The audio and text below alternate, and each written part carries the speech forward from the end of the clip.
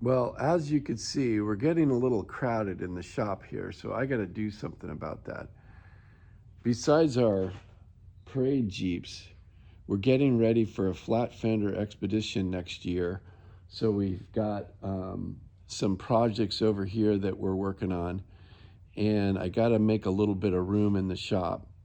So I'm going to put another lift in, and that'll help us get some of these off the floor.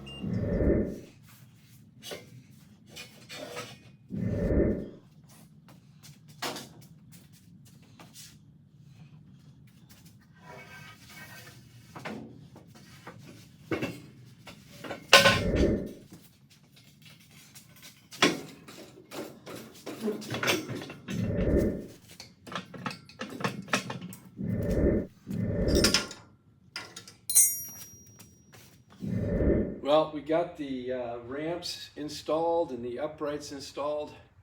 So tomorrow we just have to hook up the cables and the hydraulics and we'll be good to go. Well, it's the next day and I'm back on the project of installing this lift. Well, I got a good start on the lift yesterday. This is a Wildfire lift. It's a Wildfire XL. It's just like the other lift I have. I really like this lift. It's pretty basic to install. It's got these 2 cross members, and then you have 4 posts, and you just need to slip the cross member over the posts, and then you bolt these ramps to the cross member, and that's your most basic assembly of it. So in the instructions, you're supposed to assemble the ramps when the crossbar is on the 6th notch from the bottom. But since I was by myself, it was easier to do it while it was all the way on the ground. And so now what I'm doing is I'm just slowly jacking up the corners until I get it to the 6th notch. I'm already at the 4th notch. I just have 2 more to go. Okay, with some blocks and using floor jacks, I have this now all jacked up to the 6th from the bottom, and we'll continue. Next step, I need to install these nylon sliders.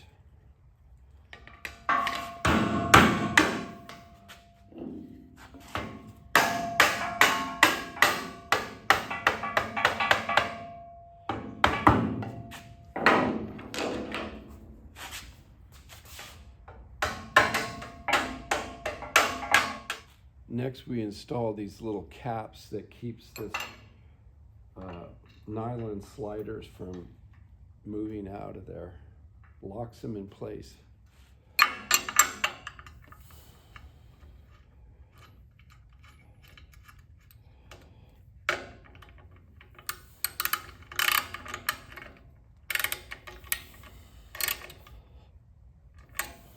The next thing we're going to do is we're going to install the caps that go on top of the columns that the cable's attached to. And there's one that has 4 holes that's drilled and tapped, and that one goes on the corner that the hydraulic pump mounts.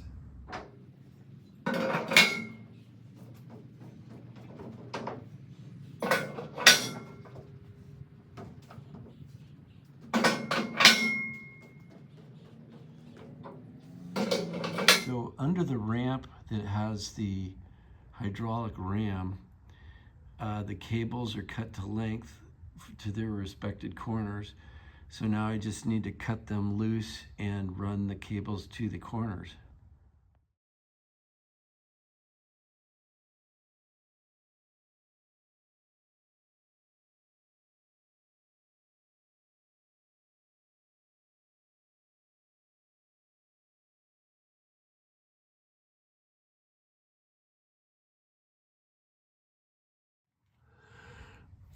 This part can be kind of tricky because I need to get this end through that hole there. And it doesn't really explain the best way to do it in the instructions. But what you need to do is you need to take these nuts off and washer.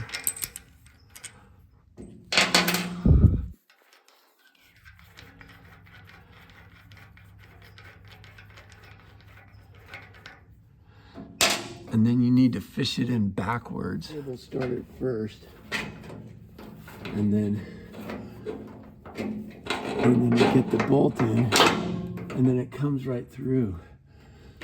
If you try to do it the other way, you'll be fighting it all day.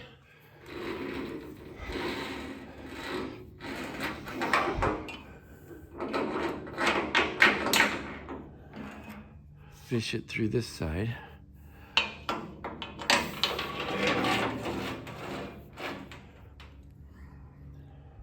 Okay, now I have the cables all fished to the corners that they need to go to.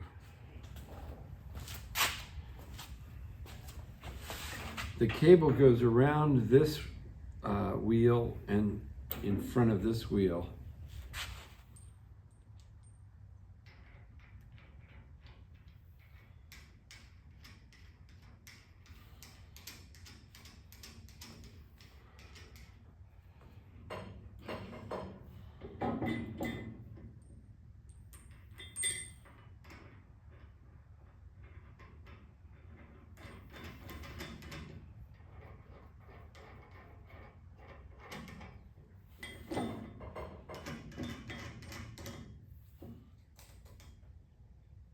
You want about 1 inch of thread showing. That'll give you room for adjustment up and down.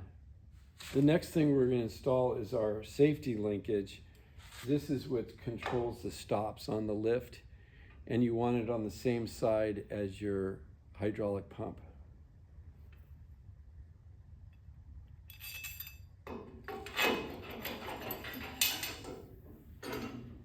So there's this black rod that's part of the safety linkage that's inside the ramp. So I just need to get that started onto there. And then this is the other end of the safety linkage. So the one without the handle. And then inside the ramp, there's the other end of the safety linkage. Okay, now this wants to be at the 1 o'clock position, and then we tighten this heim joint onto it. And then there's another heim joint on the other end. Now that the cross member linkage is adjusted, I can go ahead and tighten these up. I need to loosen this up so that I can screw this all the way in.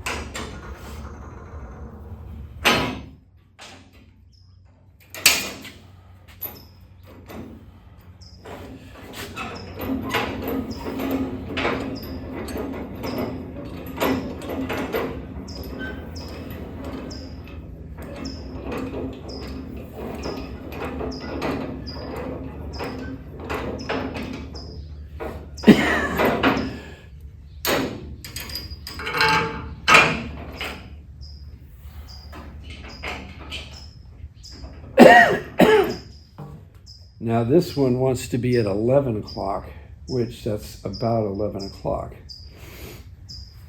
And then I can attach these. Okay, now I need to put the pulley guards on. So these things go on right like this.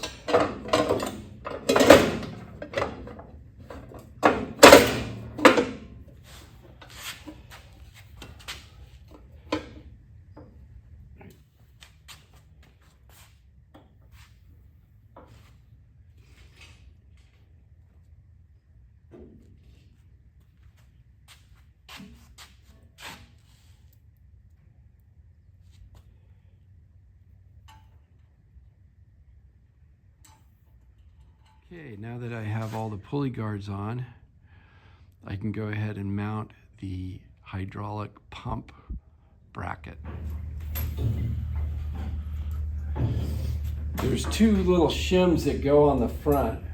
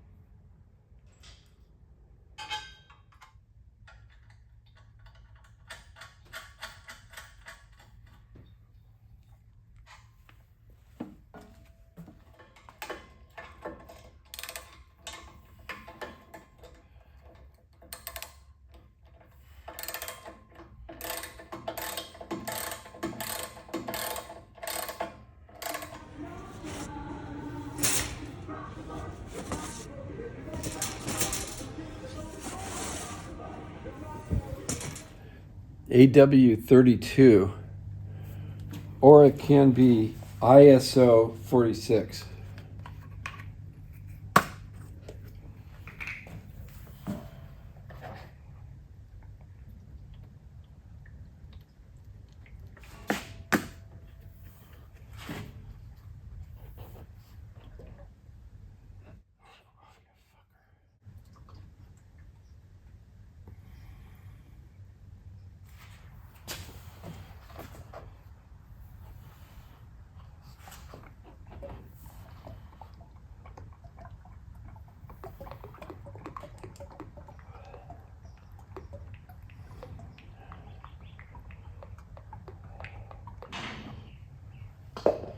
We'll start with it a little bit below the maximum, and then when we bleed it and exercise it, and then we'll adjust it.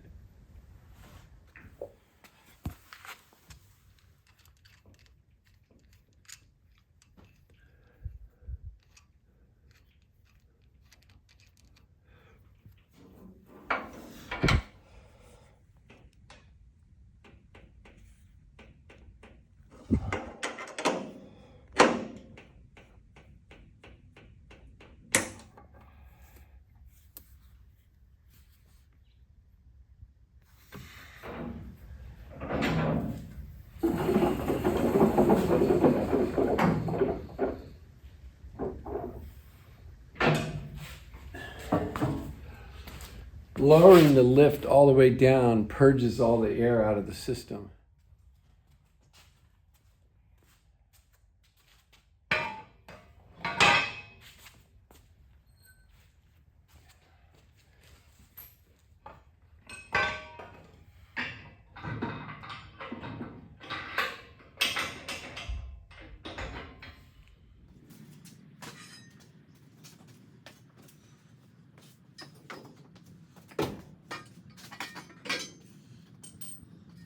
It comes with these rollers so that you can lower the ramp onto the rollers and you can move it around to a position you like.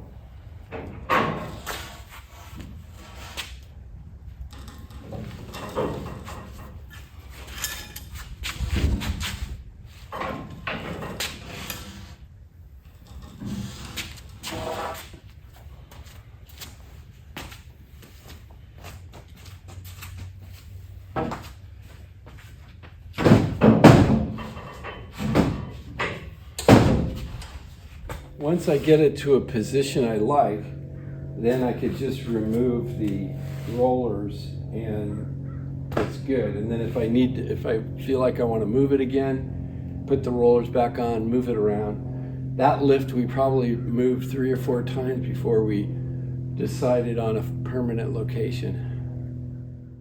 This one comes with these 4 safety plates. You could stick on the ends to keep your vehicle from rolling off the lift.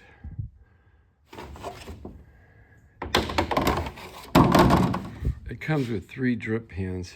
It comes with a rolling bridge that you can put jacks on or stands or tools. I have to adjust this and put the hardware on it. And it comes with 2 ramps. So that's pretty much it. It took me about a day and a half by myself to do this. I still have to put that rolling bridge together, adjust it and stuff. Well, it seems like I gained a little bit of room by putting the lift in. Plus we can use the extra lift for when it's occupied. So, looks good. Well, when I first decided to get a lift, I was totally open-minded and I was looking at 2-post lifts, 4-post lifts, looking at all the pros and cons. A lot of people said that the 4-post lifts aren't as useful because there's a lot of things you can't do with it, like brakes and stuff like that. And then also on the other end, I heard about horror stories about 2-post lifts where they fall off or they don't get adjusted properly. I even had a friend who had his Jeep fall off of his 2-post lift. And we even had a commercial truck at a commercial tire place dropped our truck off of their lift and damaged it. And so this is a hobby shop with my friends and stuff, and I just didn't want the safety made more sense to me. But after getting this 4-post lift, I'd never go back because it's so useful. I could do anything on this 4-post lift that you can do on a 2-post lift. I mean, I've changed axles, engines, transmissions, did brake jobs, put bodies on. So I've done anything that you could possibly do on a Jeep with this type of lift. The other nice thing that I found is the ramps make a good workbench. I mean, you could set your tools down, they're at your level, you can grab them. So anyway, I think it's all about how you get used to it, but I've learned my lift backwards and forwards, and I know exactly what I can do and what I can't do with it. And there's pretty much nothing I can't do with it that I want to do. So anyway, that's why I chose the 4-post lift.